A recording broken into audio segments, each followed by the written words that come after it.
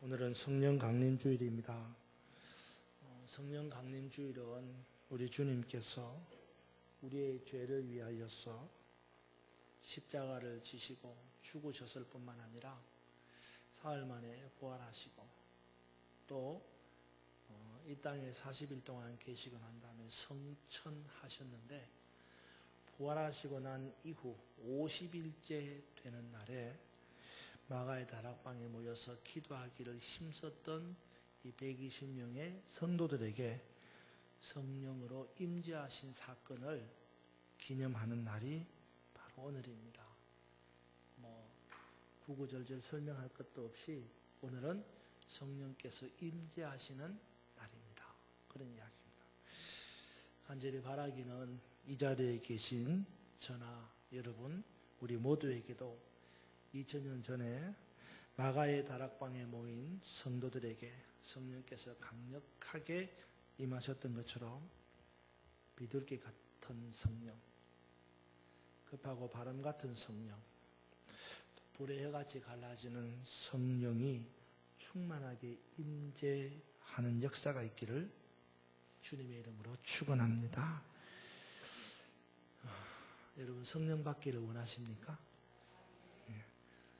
아멘 안 하시는 분들도 받기를 원하시는 줄로 믿습니다. 적어도 부활하신 우리 주님께서 제자들에게 나타나셔서 첫 번째 던져주신 말씀,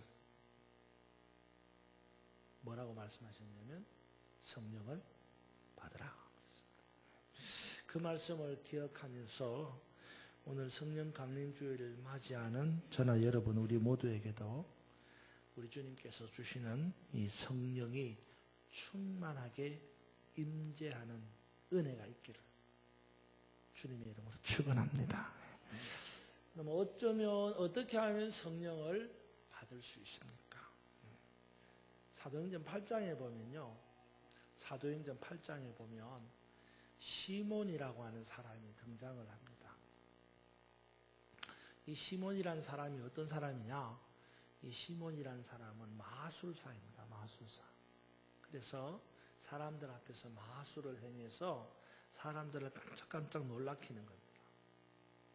놀라키는 것뿐만 아니라 이 사람들이 이 마술을 행하는 걸 보고 깜짝깜짝 놀랄 뿐만 아니라 마치 그것이 하나님의 능력인 것처럼 생각하는 거예요, 사람들이. 그래서 또 그런 생각을 하는 사람들 앞에 시몬이 자기를 높이는 거예요. 그래서 정말 자신이 능력자 있는 것처럼 그렇게 행동을 하는 겁니다. 근데 이 사람이 어느 날 빌립을 만나게 됩니다. 그리고 빌립을 만나서 빌립에게 전도를 받았어요. 그리고 믿음을 가지게 되고 세례를 받았습니다. 이쯤 하면 저나 여러분이나 똑같은 거예요. 그죠? 여러분 복음 받았죠? 예수 믿었죠? 세례 받았죠? 똑같잖아요. 그렇잖아요? 문제는 이 사람이 베드로가 행하는 것을 보고는 생각이 좀 달라진 거예요. 베드로가 사람들마다 안수를 하니까 안수 받은 사람들이 성령 받는 거예요. 그래서 그걸 보고 이 시몬이 베드로에게 이렇게 말을 합니다. 선생님, 지금 선생님이 하는 이 권능을 내게도 주셔서 나도 선생님처럼 내가 누구에게든지 간에 안수를 하면 그 사람이 성령을 받게 해 주십시오. 잘했어요? 못했어요? 여러분은 그렇게 하고 싶지 않으세요? 저도 그렇게 하고 싶어요. 또 그렇게 구하면 잘못되었는가? 굳이 또 잘못되었다고도 생각이 안 들어요, 사실은. 그런데 어쨌든 간에 그렇게 구했어요. 근데 그렇게 구하고 끝을 맺었으면 다행인데 그게 아니고 그렇게 구하면서 베드로의 호주머니에다가 뭘 줬어요? 돈을 쿡 찔러 넣어준 거예요. 다시 말해서 성령을 돈으로 살려고 했다라는 것입니다. 어떻게 됐겠어요? 시몬은 베드로로부터 아주 심하게 야단을 맞고 엄청난 저주를 받게 됩니다. 여러분 한번 찾아보세요. 오늘 우리가 읽은 열왕기하 2장은 왼손에 접쳐두고 오른쪽으로 막 넘겨서 사도행전 8장을 한번 찾아보십시오. 사도행전 8장 20절 한번 찾아보세요. 사도행전 8장 20절.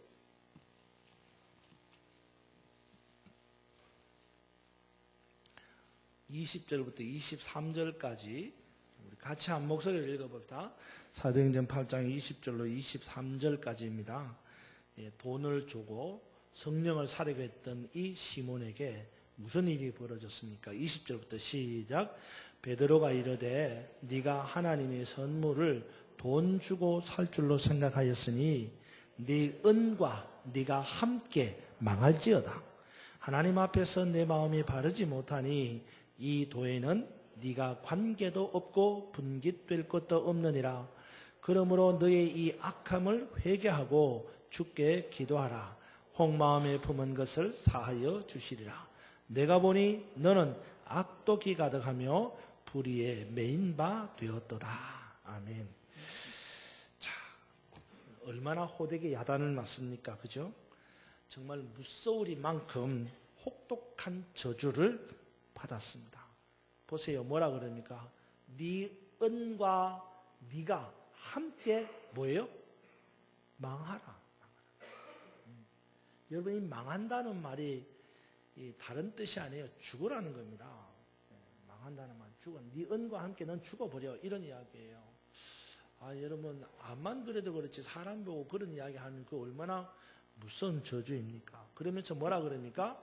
네 마음이 하나님 앞에서 뭐요? 바르지 못하다는 거예요. 그래서 너는 이 도에 관하여서, 성령에 관하여서, 이 복음에 관하여서는 아무 관계도 없고 이것을 받을 만한 분깃도 없다는 거예요. 네 목이 없다는 겁니다. 네 분깃, 네 모가지가 없다는 거예요. 예? 그러면서 뭐라 하냐면 네 안에 뭐요? 악함이 악독이 가득하고 불의가 가득하다. 정말 말 한마디 잘못해가지고 엄청나게 야단 맞고 정말 무서우리만큼 저주를 받았습니다. 한마디로 이런 겁니다. 성령은 돈으로 살 수 없다. 이런 이야기예요. 성령 받고 싶으십니까? 그렇다면 성령을 돈으로 살 수 없음을 알아야 합니다. 아시겠어요? 거기에는 많은 비유적 내용이 담겨 있습니다. 아시겠어요? 여러분이 성령을 돈으로 살려고 했습니까? 그건 저는 모르죠. 깊이 생각해 보십시오. 어떻게 해야지 성령을 받을 수 있습니까? 오늘 우리가 읽은 열왕기하 2장을 돌아오 보면 거기에 누가 나오느냐 하면 엘리사가 나오죠. 엘리사가 성령을 받기까지의 장면을 말씀해 주고 있습니다. 우리가 11절까지 읽었지 않습니까? 열왕기하 2장 11절을 읽었는데 그 이후 12절을 여러분 한번 보세요. 열왕기하 2장 12절로 14절에 보세요. 거기에 보면 엘리사가 어떤 능력을 발휘합니다. 자, 보세요. 12절. 엘리사가 보고 소리 지르되, 뭘 봤어요? 엘리사가 뭘 봤어요? 엘리야가 불말과 불병거를 타고 하늘로 올라가는 걸 봤어요. 그러고 난 다음에 소리를 지르되 내 아버지여 내 아버지여 이스라엘의 병거와 그 마병이여 하더니 다시 보이지 아니한지라. 누가 안 보여요? 엘리야가 안 보이는 겁니다. 이에 엘리사가 자기의 옷을 잡아 둘로 찢고 13절 엘리야의 몸에서 떨어진 겉옷을 주워 가지고 돌아와 요단 언덕에 서서 14절 엘리야의 몸에서 떨어진 그의 겉옷을 가지고 물을 치며 이르되 엘리야의 하나님 여호와는 어디 계시나이까 하고 그도 물을 치매 물이 이리저리 갈라지고 엘리사가 걷느니라. 이 장면이 뭡니까? 결국은 엘리사가 옷을 가지고 요단 강물을 이리저리 막 쳤더니 요단 강물이 쫙 갈라지는 거예요. 그리고 그 갈라진 요단 강물 사이로 엘리사가 건너갔다. 그런 이야기예요. 근데 이 장면은요, 여기에서만 나오는 이야기가 아니라 그 앞에 나오는 8절에 보면 똑같은 장면이 나옵니다. 누가 행했어요? 그의 스승 엘리야가 행한 거예요. 8절 여러분 보세요. 자, 8절에 보니까 이런 겁니다. 엘리야가, 누가? 엘리야가. 아까는 엘리사예요. 제자가 한 거고 지금 엘리야가 겉옷을 가지고 말아 물을 치매 물이 이리저리 갈라지고 두 사람이 마른 땅 위로 건넜다. 그죠? 그러니까 이미 엘리야가 한 행동입니다. 기적이에요. 성령의 사람 엘리야가 이 같은 기적을 행했는데 이와 똑같은 기적을 엘리사가 지금 하는 거예요. 그러니까 엘리사에게도 성령이 임하고 성령 받은 엘리사가 이 놀라운 기적을 행하고 있다라는 말입니다. 엘리사에게 성령이 임했다라는 반증이 되는 겁니다. 그러면 어떻게 해서 엘리사에게 이처럼 성령이 임하셨는가? 어떻게 엘리사가 성령을 받을 수 있게 되었는가라는 말입니다. 여러분 오늘 다시 한번 엘리사가 성령을 받는 이 장면을 살펴보면서 오늘 저나 여러분도 엘리사처럼 성령 받는 은혜가 있기를 축원합니다. 그러면 엘리사가 어떻게 해서 성령을 받았느냐? 두 가지입니다. 첫 번째는요, 한번 따라서 합니다. 사모하는 마음. 한 번 더, 성령을 사모하는 마음. 그렇습니다. 여러분 성령을 받기를 원하십니까? 그렇다면 엘리사처럼 성령을 사모하시기 바랍니다. 아시겠어요? 예. 여러분 9절 한번 보십시오. 9절. 9절에 보니까 이렇게 말합니다. 건너매 엘리야가 엘리사에게 이르되 나를 네게서 데려감을 당하기 전에 누가 데려가요? 하나님이. 그죠? 내가 네게 어떻게 할지 구하라. 그러니까 엘리사가 말합니다. 엘리사가 이르되 시작. 당신의 성령이 하시는 역사가 갑절이나 내게 있게 하소서 하는지라. 한 번 더 시작. 당신의 성령이 하시는 역사가 갑절이나 내게 있게 하소서 하는지라. 아멘. 오늘 이 본문을요, 개역 한글 성경 버전으로 보면 또 다른 느낌이 있어요. 개역 한글 성경에는 뭐라고 표현하냐면 이렇게 표현했습니다. 건너매 엘리야가 엘리사에게 이르되 나를 내게서 취하기 전에 내가 네게 어떻게 할 것을 구하라. 엘리사가 가로되 당신의 영감이 갑절이나 내게 있기를 구합니다. 비슷하죠? 그런데 마지막 부분이 좀 달라요. 그 마지막 부분이 뭐냐?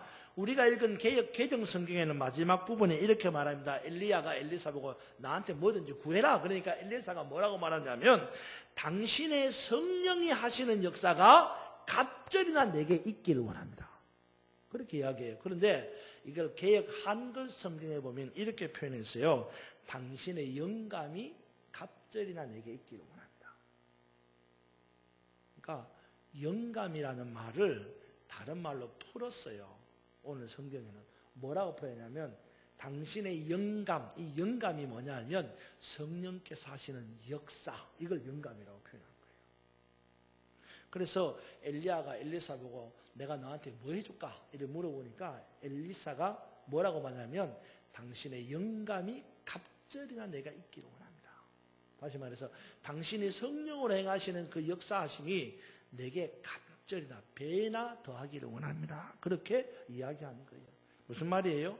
강력하게 성령을 사모하는 거예요. 성령의 임재하심을 강력하게 사모하고 있는 것입니다. 그렇습니다. 여러분 성령 받기를 원하십니까? 엘리사처럼 성령을 사모하시기 바랍니다. 사랑하는 여러분, 은혜는 사모하는 자에게 주시는 줄로 믿으시기 바랍니다. 성령도 마찬가지입니다. 우리 주님께서 성령을 사모하는 자에게 반드시 성령을 선물로 주시는 줄로 믿으시기 바랍니다. 사모하는 자는, 사모하지 않는 자는 받지도 못합니다. 사모하는 자는 구하는 자입니다. 구한 자는 기도하는 자예요. 기도하면 주십니다. 여러분 오순절 마가의 다락방에서 120명의 성도들이 한 일이 뭐예요? 그들이 뭐 하기를? 기도하기를 전혀 힘썼다 그랬어요. 그러니까 전혀 힘썼다는 말은 사실 우리의 문법 표현으로는 잘못된 문법이에요. 전혀라고 하는 부사는 부정적 서술어와 붙어야 된다. 예. 전혀 그렇지 않다. 뭐 이렇게 돼야 되는 거예요. 전혀 아니다. 이렇게 말해야 되는. 그런데 이 성경에는 전혀 했다는 거예요. 그죠? 전혀 기도를 안 했다. 이래야 되는데 이 성경은 그렇게 전혀 기도하기를 힘썼다는 거예요. 어쨌든 간에 그만큼 다른 건 안 하고 기도하는 데만 올인했다는 겁니다. 그랬더니 하늘이 열리고 비둘기 같은 성령, 급하고 바람 같은 성령, 불의 같이 갈라지는 성령이 임했다는 거예요. 여러분, 구하면 주시는 줄로 믿습니다. 오늘 여러분 성령을 사모하십시오. 성령을 구하십시오. 그래서 비둘기 같은 성령, 급하고 바람 같은 성령, 불의 같이 갈라지는 성령이 구하는 여러분에게 반드시 임하기를 주님의 이름으로 축원합니다. 두 번째로 어떻게 해야지 성령이 임합니까? 엘리사는 어떻게 해서 성령을 받을 수 있었습니까? 두 번째는요, 동행, 함께함이라는 단어입니다. 여러분, 성령이 임재하기를 원하십니까? 그러면 성령의 사람과 함께 해야 합니다. 아시겠어요? 한번 따라서 합시다. 성령의 사람과 함께 하자. 성령의 사람과 동행하는 여러분 되기를 주님의 이름으로 축원합니다. 여러분 1절 한번 보세요. 1절에 보면 여호와께서 회오리 바람으로 엘리야를 하늘로 올리고자 하실 때에 엘리야가 엘리사와 더불어 길갈에서 나가더니, 여기에서 중요한 단어가 하나 있어요. 사실은 이 1절의 내용으로 보면 하나님께서 엘리야를 하늘로 데려가시겠다는 겁니다. 그죠? 1절의 내용은 그거예요. 하나님이 엘리야를 하늘로 데려가시겠다는 겁니다. 그런데 그건 내용이고, 사실은 1절로부터 우리가 읽은 11절까지의 전체적인 흐름을 볼 때는 그 내용과 더불어서 중요한 단어가 하나 있다는 거예요. 그게 무슨 단어일 것 같아요, 여러분? 1절에서.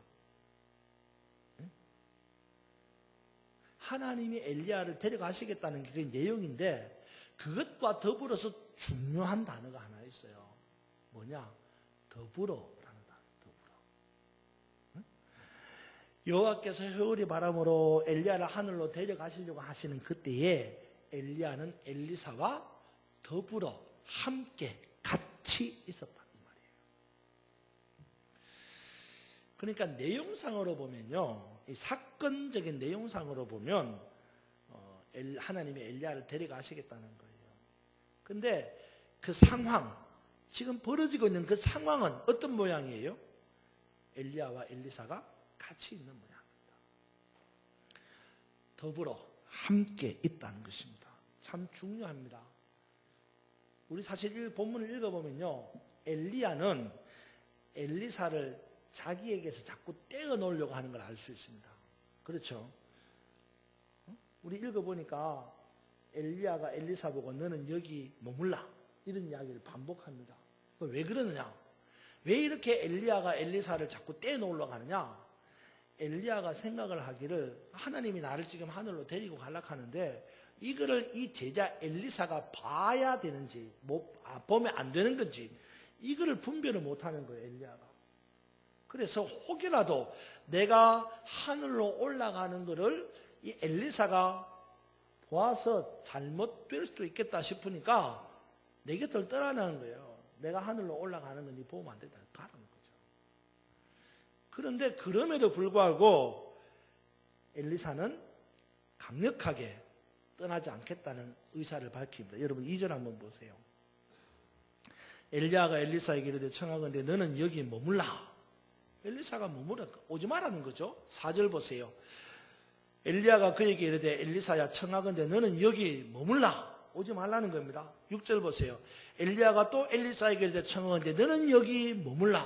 그러니까 엘리야가 엘리사 보고 자꾸 따라오지 말라는 거예요. 베델에서도 따라오지 말고 여리고에서 따라오지 말고 요단으로 따라오지 말고 자꾸 따라오지 말라는 겁니다. 그럼에도 불구하고 엘리사는 이렇게 대답을 합니다. 절대 절대로 안 떠나겠다는 거예요. 함께 하겠다는 겁니다. 여러분 뭐라고 말합니까? 다시 2절을 보십시오. 엘리야가 엘리사에게 이르되 청하건대 너는 여기 머물라 여호와께서 나를 베들레로 보내시느니라 하니 엘리사가 이르되 여호와께서 살아계심과 당신의 영혼이 살아있음을 두고 맹세하노니 시작 내가 당신을 떠나지 아니하겠나이다. 안 떠나겠다는 거예요. 같이 있겠다는 겁니다. 4절 보십시오. 엘리야가 그에게 이르되 엘리사야 청하건대 너는 여기 머물라 여호와께서 나를 여리고로 보내시느니라. 엘리사가 이르되 여호와께서 살아계신과 당신의 영혼이 살아있음을 두고 맹세하노니 시작 내가 당신을 떠나지 아니하겠나이다 하니라. 아멘. 6절 보십시오. 엘리야가 또 엘리사에게 이르되 청하건대 너는 여기 머물라 여호와께서 나를 요단으로 보내시느니라 하니 그가 이르되 여호와께서 살아계신과 당신의 영혼이 살아있음을 두고 맹세하노니 시작 내가 당신을 떠나지 아니하겠나이다. 예. 야, 따라오지 말라니까! 그럼에도 불구하고 엘리사는 아닙니다. 내가 죽어도 따라가겠습니다. 함께 하겠습니다. 동행하겠다는 의지예요. 예. 여러분 참 중요한 겁니다. 이거는.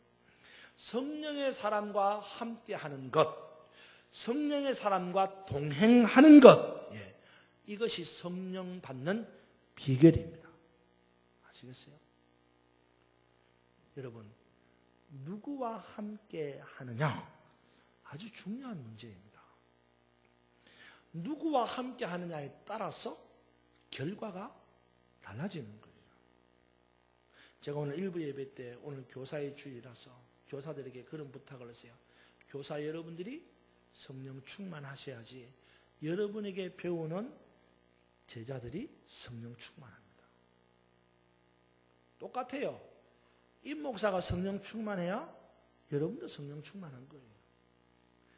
구역장, 구역 교사가 성령 충만해야 그 구역원들이 성령 충만한 거예요. 누구와 함께 있느냐가 달라지는 겁니다. 이렇게 생각해 볼까요? 참 요즘 세상에 왜 이러느냐? 누구 책임인 것 같아요? 오늘 저나 여러분의 책임입니다. 우리가 성령 충만하면 세상이 이러지 않을 거예요.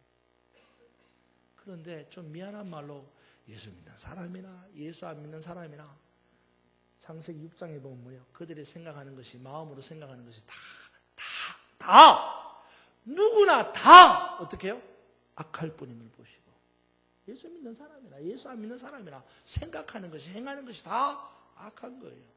누구 탓할 것도 없어요. 적어도 오늘 예수를 믿는 저나 여러분이 성령에 충만하면 우리가 사는 세상은 그래도 바뀔 거예요. 누구와 함께 하느냐? 정말 중요합니다. 여러분은 누구와 동행하고 있습니까?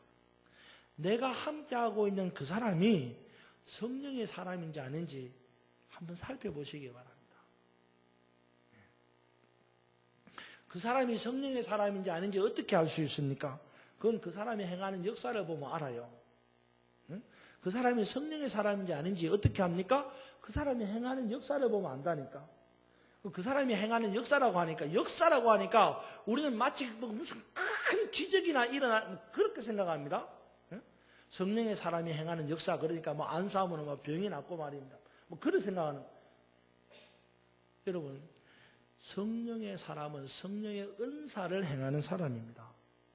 아시겠어요? 성령의 은사가 뭐예요, 여러분?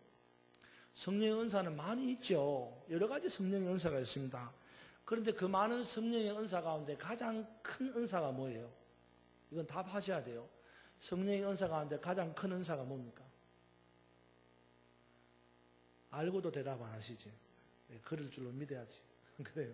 고린도전서 13장에 성령의 은사를 이야기하잖아요. 뭐예요? 사랑이죠. 제일 큰 은사가 사랑이에요. 방언도 합니다. 성령 받은 사람. 예언도 합니다. 성령 받은 사람.